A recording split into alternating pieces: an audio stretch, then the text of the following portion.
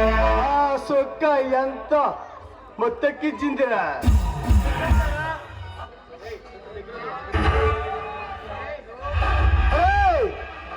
రోజు ఆన్ చేసిన టేప్ రికార్డులో అలా మోగుతూ ఉండేవాడే. ఏంద్రా పరజ్ఞానంలో ఉన్నావు? అది అది చెప్పరా, నాటికి పేపరకం ఎందుకు?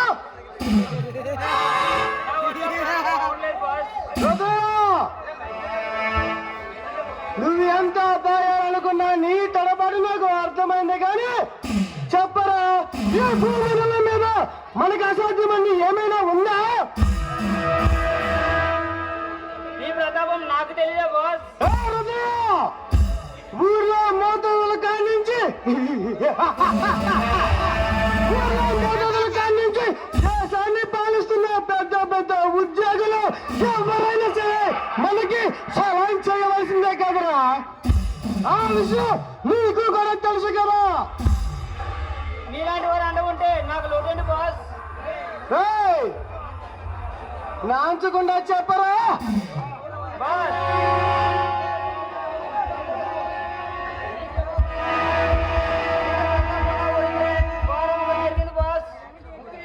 రోదా, నీకేమైనా పిచ్చుకొక్క కలిసిందా? ఏమిటా ఏమిటా సొమ్ము? చెప్పేది నిజం బాస్. శాంతి మనమ్మని బలత్కరించబోయారట. అందంగా ఉన్న ఆడవాళ్ళను బలత్కరించడం, శీలాన్ని దోచుకోవడం మన కాలికి వెనుకబడిన విద్యలే కదరా. మరి మరి గాబరా పడుగురుతా. శ్రీకృష్ణుడి జీవితం అంతా ఎన్నో వేల మంది గోపికల రాచలతోనే గడిచింది. ఆయనను పరమ భక్తులు అనుకోవడానికి ఈ కామం లెక్క చేయ యోగం ఏమన్నా అంత వేదాంతి కావడానికి కారణం శక్తి ప్రసాదించిన వరమేరా. అలాగే నా తమ్ముడు కాళీ కూడా వాళ్ళంతా గొప్పవాడు కావాలి.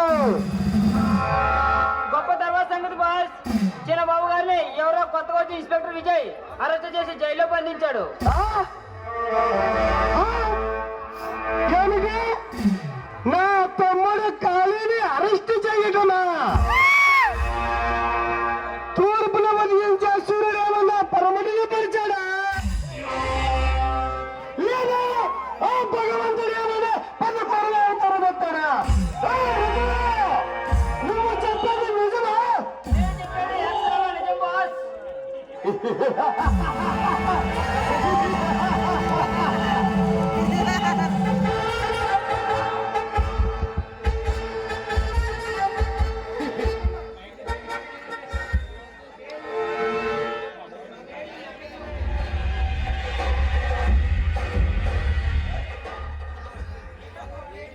ఈ భగవాన్ పేరు చెబితే జనాలు గజ గజలాడుతారు. అసూరులని ఈ భగవాన్ తోచుకుంటే ప్రభుత్వాలే పడిపోతే రాజకీయాలు తారుమారవుతాయి. అంటే ఆ ఇన్స్పెక్టర్ గారు ఒక లెక్క. బాస్, కాళీబాబు గారు మీ తమ్ముడని తెలియగానే ఇన్స్పెక్టర్ కోపంతో రగిలిపోతున్నాడు. అలాగా పట్టు వదలని విక్రమార్కు అంటున్నాడా? నిప్పుతో చెలగాటం, పాముతో సాహసం, నాతో ఊరేగం, వాడి చావు కోసమని చెప్పరా బాస్.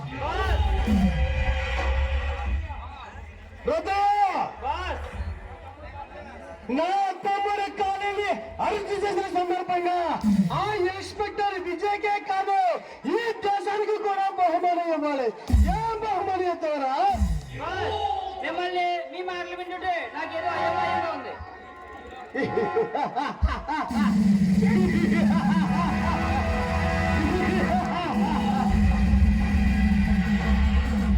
దేశంలో రాజకీయాలు లేని అల్లకొలను సృష్టించాలి.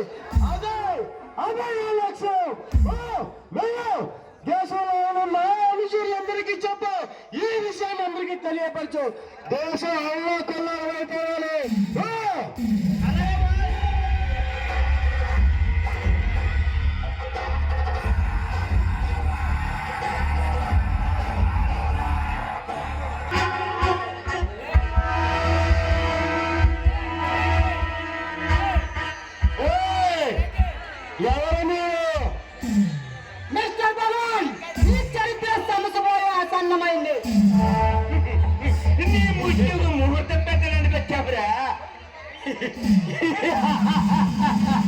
వెయ్యి మన పరీక్షలకు కూడా భయపడే ఈ భగవాన్ అసలు ఈ అకాల శత్రుత్వానికి కారణం మిస్టర్ భగవాన్ కాలం వల్ల కాలం నీకు అనుకూలంగా ఉండదు. నీ కోట్ల దాస్తులే మాకు మర్యాద వల్ల అప్పగచ్చలేం కొడుకు. ఎట్టా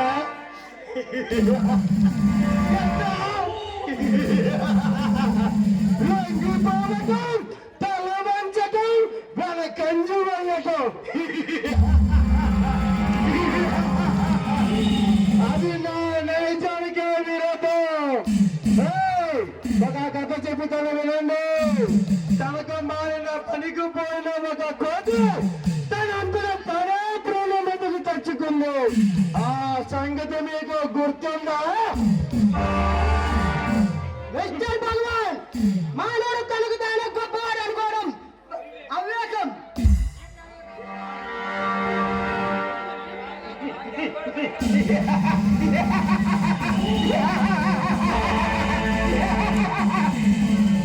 నీ ప్రాణాలు కాపాడే బ్రహ్మదేవ్ అపాలగొడటికి వచ్చిన నీ ప్రాణాలు అడ్డుకోవాలని ఆ బ్రహ్మదేవుడు అడ్డు మాయిపోవడంలో ఓడిపోతారు. ఎన్నాళ్ళు తపస్సు చేశారా నాతో తలబడడానికి? నా సత్తా తెలిసి నాతో తలబడాలనుకోవటం అగ్ని అని తెలిసి అందుకోవటమే. ఇంతకు ఎవరు మీరు?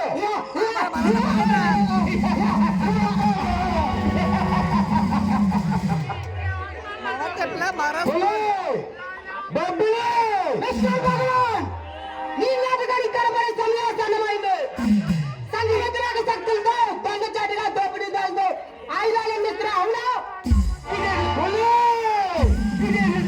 కలిపి ఊరి అన్నదాలతో బొమ్మలు తయారు చేసి ఈ దేశాన్ని భస్మీపట్నం చేస్తాను. ఈ దేశం దగ్గర కొన్ని వందల కోట్ల రూపాయలు అడ్వాన్స్ గా తీసుకున్నావు అవునా? మిస్టర్ భగవాన్ నిప్పు దగ్గర కోతుల గంతులతో ఎందుకు అలాడుతున్నావు? మనలో మాంగళ్యం తన భర్త హరిశ్చంద్రుడికి తప్ప పడవరు ఎవ్వరికీ కనిపించదు.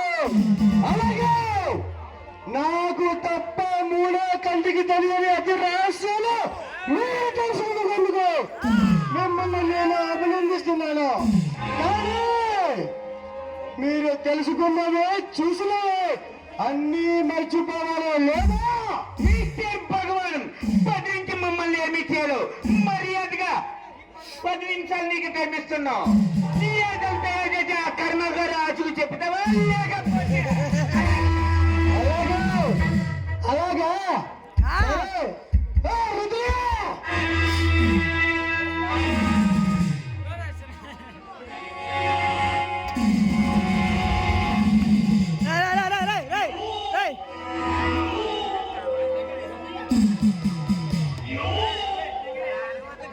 ఇందాక నుంచి అతిథులు ప్రవేశించి పసిపిల్లలాగా వాగుతున్నారు.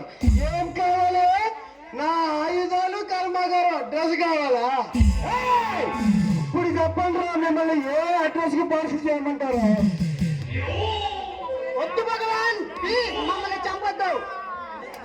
తెలియక తొందరపడ్డాం. క్షమించి మమ్మల్ని వదిలే.